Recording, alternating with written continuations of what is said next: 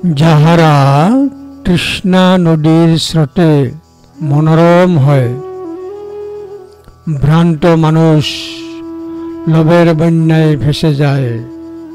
ধম্মপদ 339। ভ্রান্ত মানুষ লোভের বন্যায় ভেসে যায়।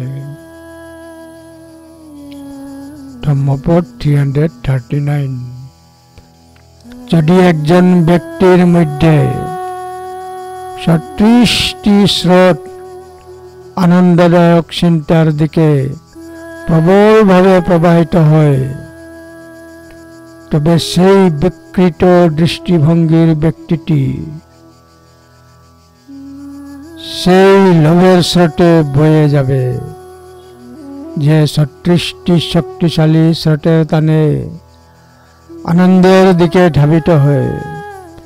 এমন একজন মানুষ বিপদগামী কামনার দিকে ঝুঁকে থাকে, কামনার তরঙ্গগুলিতে ফেসে যায়, যার জন্য 36টি স্রোত এত দুঃখের স্রোতকে মনের মধুর প্লাবনে প্রবাহিত করে, যা লালসার স্রোতগুলি এমন ভুল দৃষ্টিভঙ্গিকে উড়িয়ে দেয়। ধম্মপদ 339। যস্য সত্তিংসতি সতা মনাপস্য বনাভূষা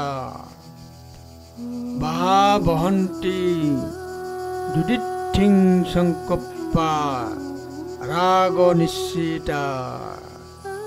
ধম্মপদ 339।